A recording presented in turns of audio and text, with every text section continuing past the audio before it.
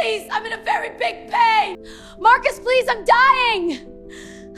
While Sarah was on the cold floor of a locked laundry room, gasping through the peak of labor, her husband Marcus wasn't calling emergency services. He was in the kitchen, popping a bottle of vintage Cristal for his mistress. Vanessa twirled Sarah's wedding ring between her manicured fingers, laughing as another scream echoed from behind the locked door. Shouldn't we quiet her down, babe? Her screaming is ruining the mood. Let her scream. By tomorrow, she'll be out of this house, and this life will finally be ours. Marcus leaned back against the marble counter, completely unbothered, and told her to let her scream, that by tomorrow she'll be out of this house and this life will finally be ours. What Marcus didn't know was that Sarah's brother, Colonel David Vance, had just landed at the local airbase. He'd been trying to reach his sister for 24 hours straight, every call going to voicemail, every text left unread. David wasn't the type to overreact, but his instincts were screaming that something was catastrophically wrong. He made one call to his second-in-command and said, "Mobilize the unit, we're going to my sister's address, full tactical breach authorization." What would you do if you walked in on this? Hit like if you've been betrayed, and comment below where you're watching from.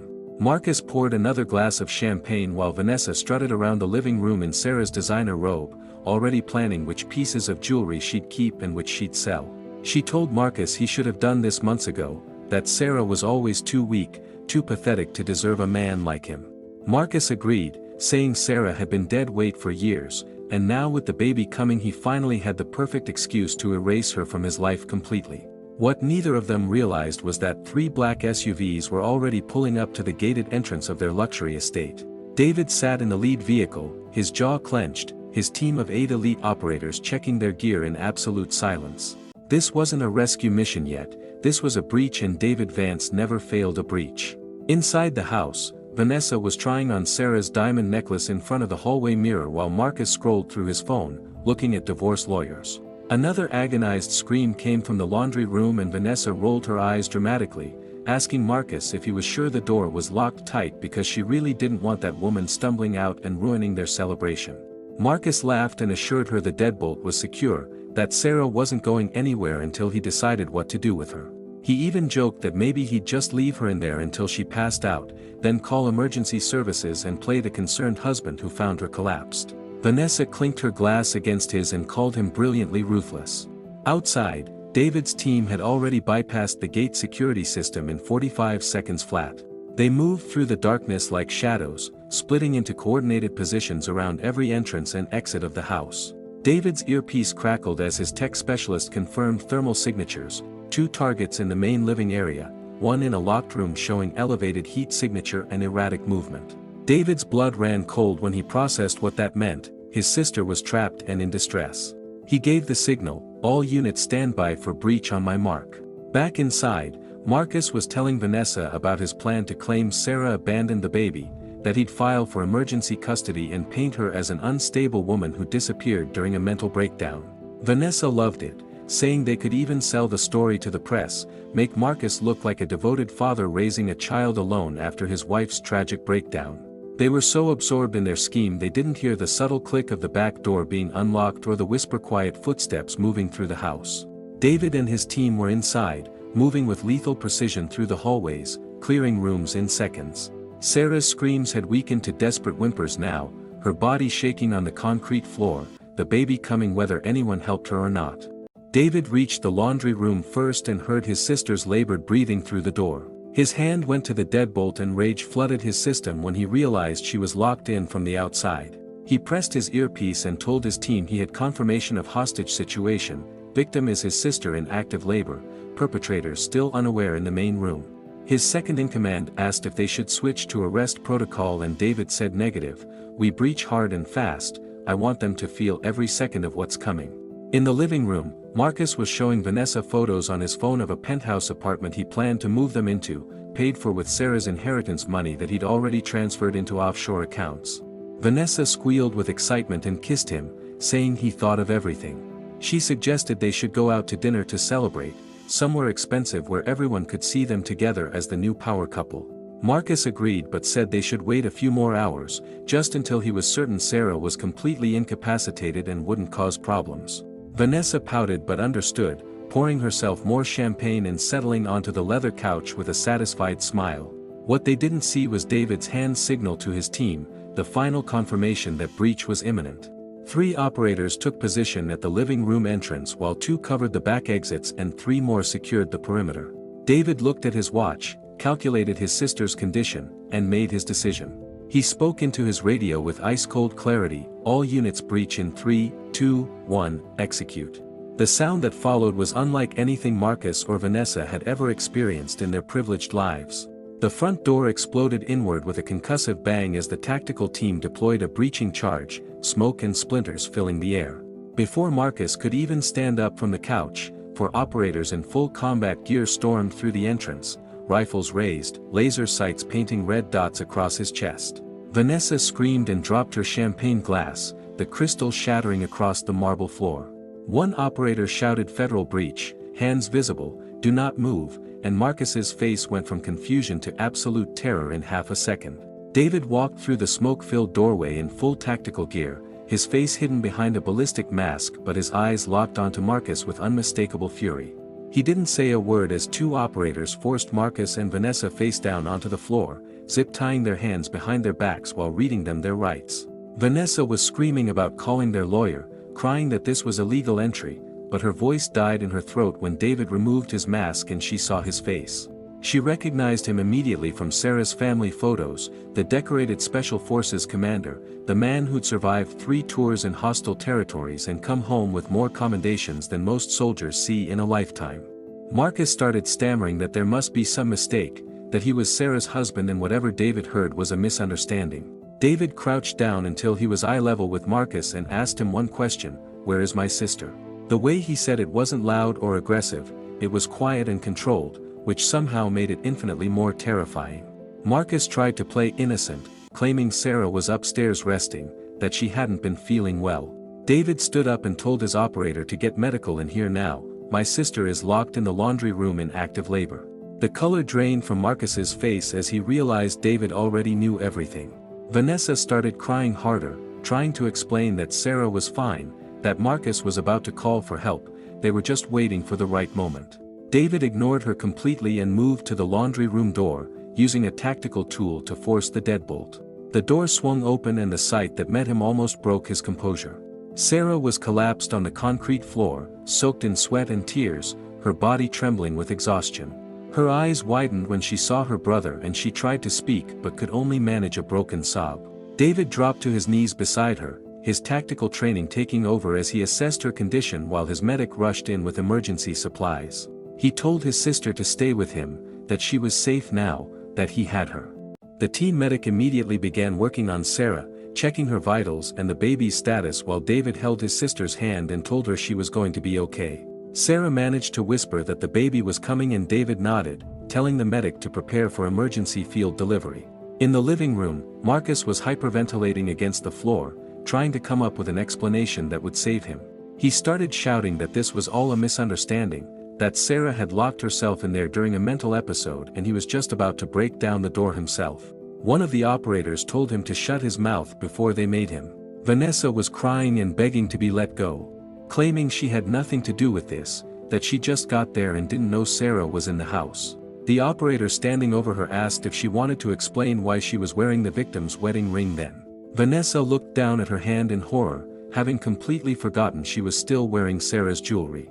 She tried to say Sarah gave it to her but her voice cracked and even she knew how pathetic that sounded. David's second-in-command walked into the living room and informed Marcus that they had surveillance footage from the security cameras Marcus had conveniently forgotten about, showing every moment of the past 6 hours including him locking Sarah in the laundry room and celebrating with Vanessa while his wife screamed for help. Marcus's last shred of hope disintegrated.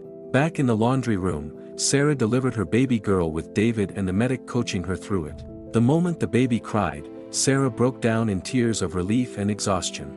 David wrapped his niece in a thermal blanket and placed her in Sarah's arms, telling his sister she did it, she survived. Paramedics arrived shortly after and began preparing Sarah and the baby for transport to the hospital. David told his sister he'd ride with her but first he had something to take care of. He walked back into the living room where Marcus and Vanessa were still restrained on the floor.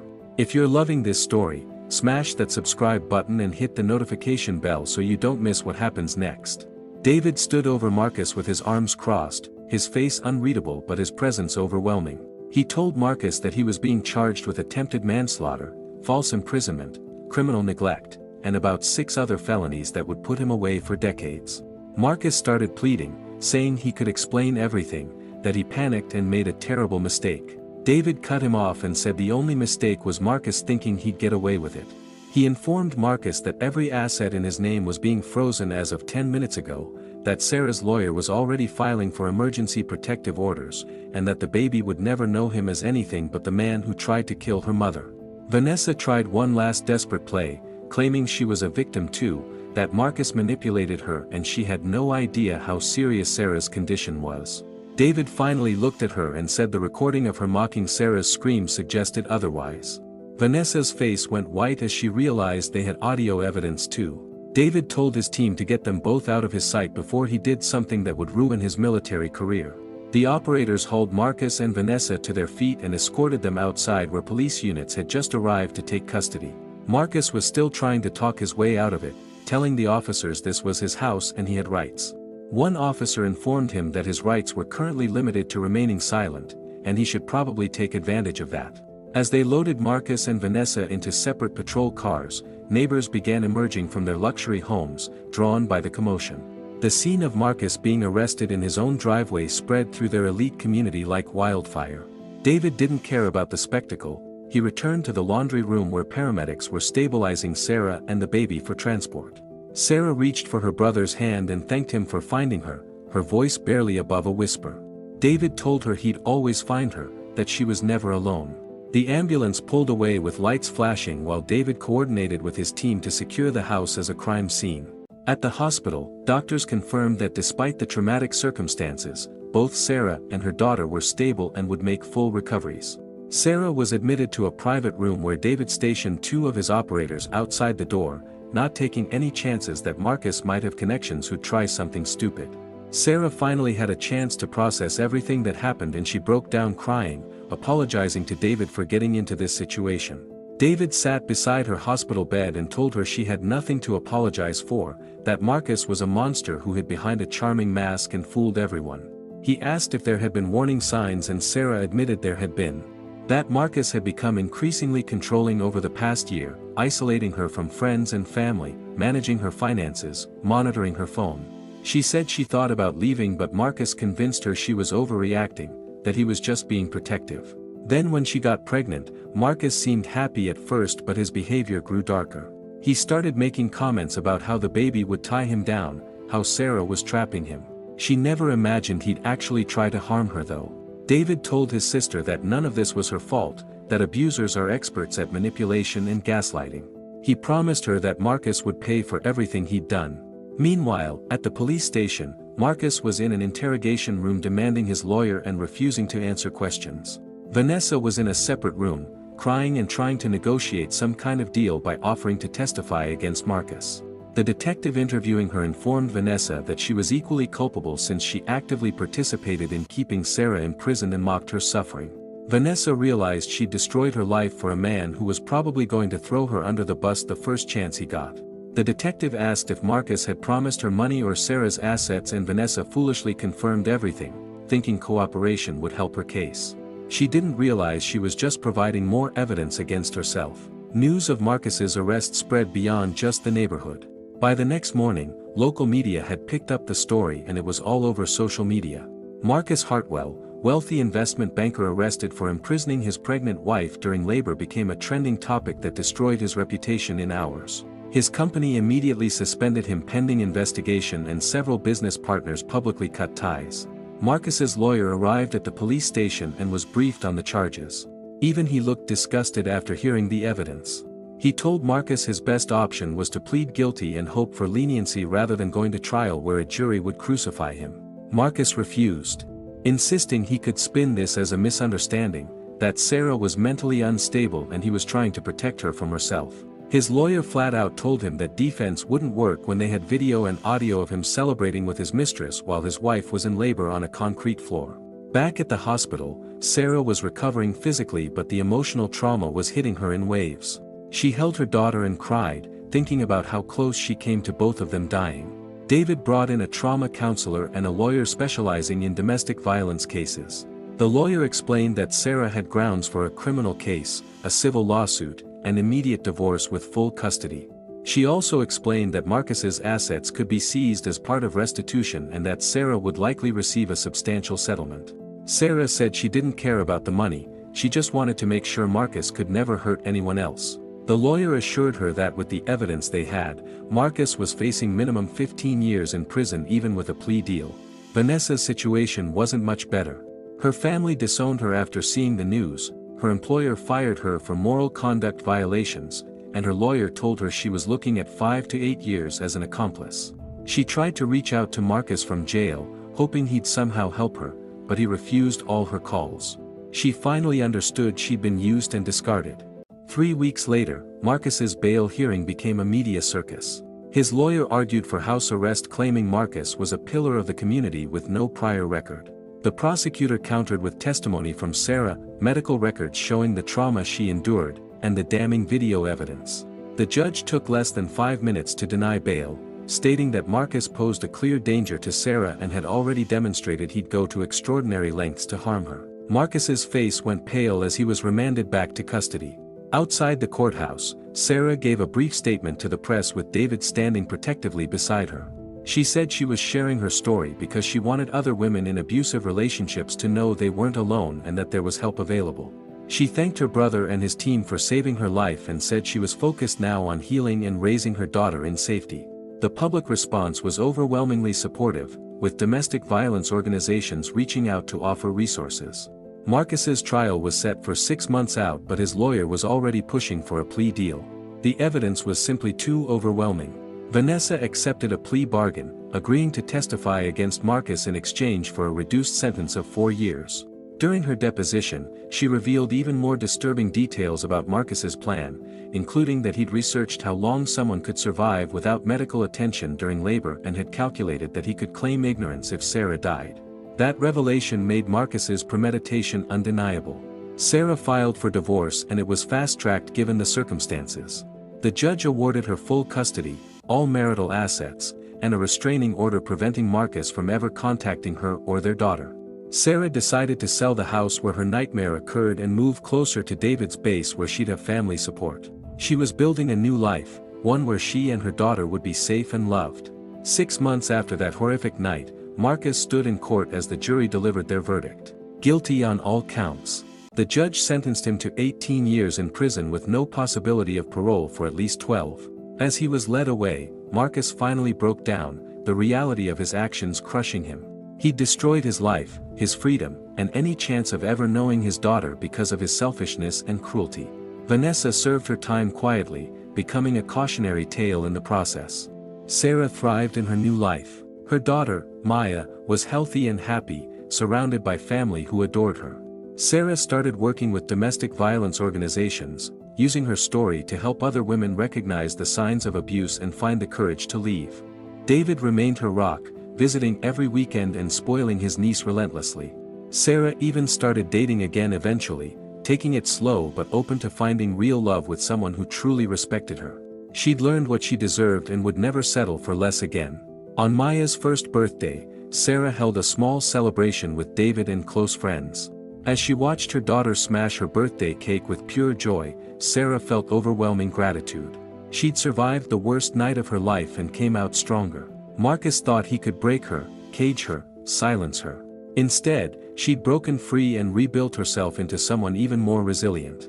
The scars remained, both physical and emotional, but they were proof of her strength. That night, after everyone left, Sarah held Maya close and whispered that she'd always protect her, that her daughter would grow up knowing she was loved unconditionally. The nightmare was over. Justice had been served, and Sarah's new life was just beginning.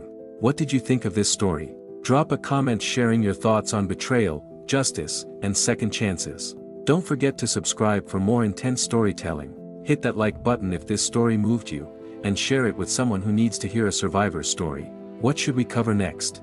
Let us know in the comments below and turn on notifications so you never miss an upload.